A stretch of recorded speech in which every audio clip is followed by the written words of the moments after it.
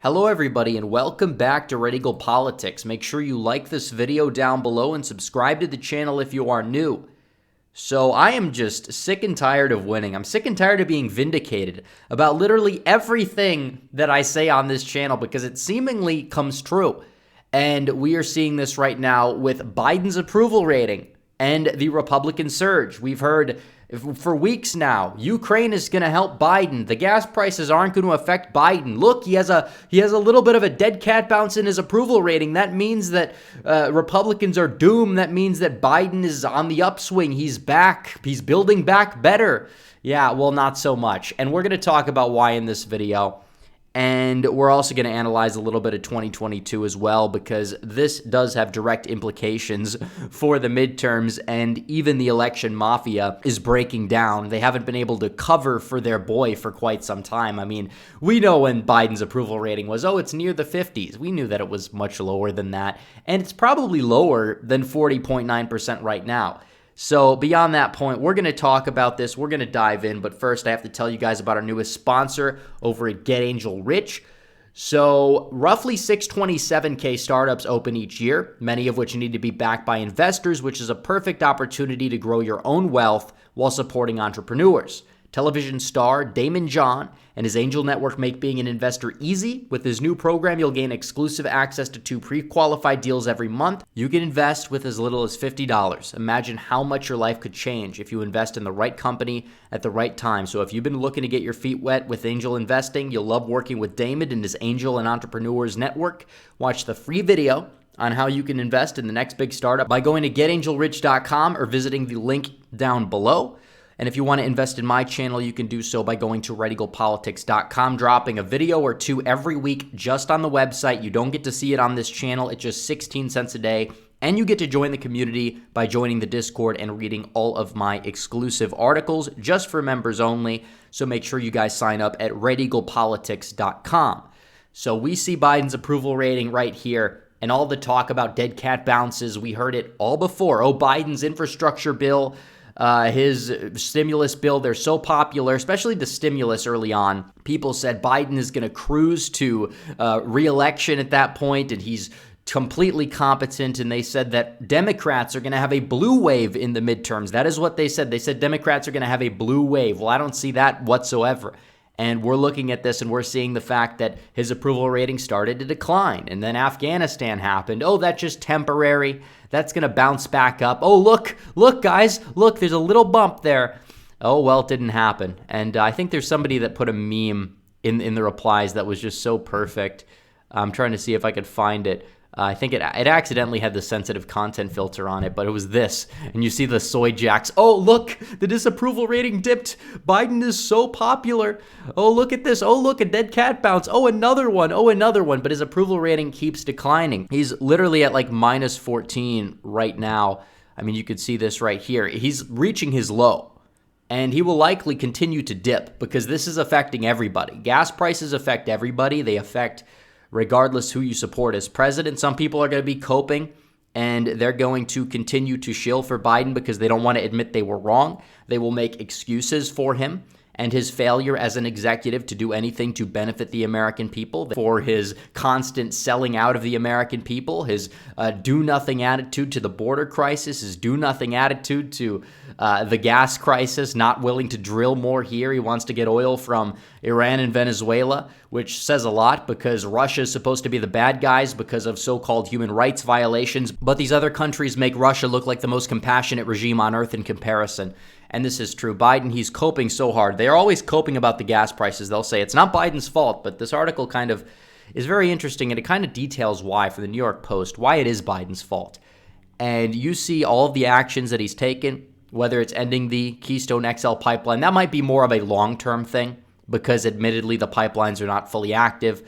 But beyond that point, he issued a moratorium to stop drilling and to stop leases on federal lands and in public waters. And we know that if Trump was in office with the gas going up, obviously gas would go up a little bit because the pandemic was over, but he would keep drilling. Trump would keep drilling. He touted energy independence. He touted natural gas. He wanted to drill. He wanted the pipelines. We understand that. And gas continued to rise, obviously. And the people that he's appointed have backed up this energy. And again, the energy secretary that we have is Jennifer Granholm, really the worst governor in the history of Michigan by far, arguably even worse than Gretchen Whitmer, said that we ought to be doing everything we possibly can do to keep fossil fuel energy in the ground. So they're not willing to drill. They're not willing to drill. And they're willing to buy energy from other places. They're willing to buy energy from Iran and from Venezuela. And the list keeps going. I mean, all the financing that could have been targeted towards fossil fuel projects stopped. And he's also raised the rates and taxes for these drilling companies. These oil companies are being taxed to death right now. And we see that here because of Biden and because of some of these initiatives. And as a result, gas was increasing. You see all these people, they'll say, well, when use goes up, price goes up. But has use really increased that much over the past year alone? Yeah, obviously, we're not going to see gas under $1 the way that we saw it at the height of the pandemic. But the truth is that Biden does bear a majority of the responsibility for the hikes that we saw throughout 2021 and 2022, because even before the attack on Ukraine, the gas prices were much higher than they've ever been since like 2008. I mean, it's completely ridiculous, these notions and the gaslighting that's occurring, where they say, oh, it's just a demand factor. Like, no, it's not just a demand factor, because the demand hasn't really changed much throughout Biden's administration. The demand thing is the distraction that we see here coming out of the global pandemic. I mean, we were pretty much out of the pandemic in terms of like people being quarantined and locked down in early 2021, but we see this continued hike in gas prices, and before Ukraine, because they'll say it's all Putin. No, it's not all Putin. That's revisionist history. That's gaslighting. And people know that it's not just Putin at this point, because when Russia attacked Ukraine the first time, you were already paying an average of $3.50 per gallon. Some places were paying close to $5 per gallon. Inflation throughout the country is rising significantly because of Biden, and that kind of can play a role into the oil prices as well in terms of the inflation that we're talking about, that we're seeing. And that's another thing that impacts people just like gas prices. Obviously, it's going to get worse, but it's also going to get worse when you impose sanctions, when you're stoking the flames of tension with Russia and Ukraine. Do you think that if Trump was in power, that Russia would have attacked Ukraine the way that it did? No, probably Trump would have sat them both at a table the way that he's done with world leaders and worked something out time and time again to de-escalate conflicts throughout his time in office. So it absolutely is Biden's responsibility to a large degree. And the sanctions are only going to make things worse. Obviously, you're talking about sanctioning Russia for a very complicated and nuanced conflict that's halfway across the globe, saying, oh, we're going to punish Russia, but you're actually punishing the American people in their pocketbooks. You're going to have more people that are going to be able to spend less money on food because they have to spend money on gas, and you're just sitting up there in your ivory tower saying, oh, you need to buy a Tesla. Like, these people are so out of touch. They don't understand how things work. And as a result, I mean, you see it right here that the people are waking up and the people understand this. And even if people said, oh, Ukraine bad, let's rally around the flag. Well, I mean, that factor's gone in the approval rating. I mean, some of these polls have Biden underwater by 22 points.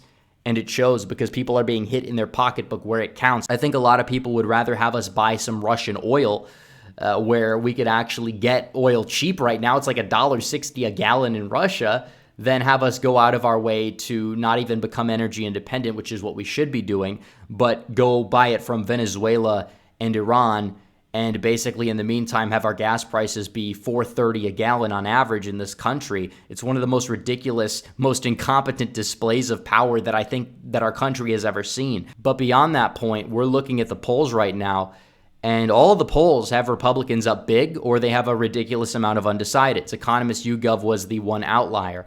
But the likely voter polls, which are Insider Advantage, Republicans up by 8, Rasmussen has Republicans up by 11. And a lot of these other polls like Morning Consult are garbage. We understand that they're trash by now, and they still have 20% undecided. I mean, Democrats in the polls that they are doing well in, besides the Harvard-Harris poll, which is one of Biden's most favorable polls throughout his presidency, have Democrats in the low 40s. The undecided voters overwhelmingly disapprove of Joe Biden, will likely break Republican. The aggregate has Republicans up by 3.7 with those outliers in there. I mean, probably Rasmussen could be right. The wave could be 11 points right now. And a lot of people are going to be like, well, Rasmussen is trash. But let's pull this up right here. Rasmussen actually has overstated Democrats in 2020 more than they did Republicans. And I have my criticism of their methodology, but still, they are more accurate at the end of the day than most people give them credit for. And 2018, they bungled it a little bit, but they still have been relatively on point in certain races in the past, to the point where I don't consider them an illegitimate pollster. And they're one of the only ones polling by likely voters with a 2,500 sample. And they're showing fewer undecideds and more people leaning Republican. I believe it. I really do. It matches up with what we're seeing on the ground. It matches up with Biden's disapproval rating. It matches up with where the energy factor is and kind of what we saw in 2021 in a lot of these races. And then you had the Texas primary where Republicans had double the votes that the Democrats had. They had the same amount, if not more, than 2020, which was a presidential year. Democrats got half their total, not even. So, hey, we'll see what happens in the coming months. Obviously, we've only had one primary so far, but Republicans have the energy factor right now. Biden is, for lack of a better term, doomed. He is going to be a lame duck. He basically already is a lame duck because he hasn't been able to get anything done with Manchin and sometimes Sinema blocking the agenda. But it's hilarious what we're seeing, and it's only going to make him more disapproved of because this is a reflection on him. You could deflect all you want. Oh, well, Republicans don't want to work with Biden, or Manchin doesn't want to work with Biden. Well, Biden hasn't been able to get them to come to the table on anything, to the point where people just are going to be fed up with him regardless. And even if some of that anger at Biden is coming from the far left, they're just not going to turn out. Doesn't matter at this point because nothing's been able to get done. They're going to be more disillusioned. They're going to be more black-pilled. Republicans have the energy factor. 2022, red wave. 2024, you got to get Trump back in there. And I think that the American people will do so at this rate because this is an embarrassment. A lot of people, a lot of independent voters know that by now. And we'll see what happens. But anyways, guys, thanks for watching this video. Please like this video down below, comment down below, subscribe to the channel, hit the bell for notifications so you never miss another video. Follow me on social media. The links are all in the description down below. As always, guys, thanks for watching. Red Eagle out.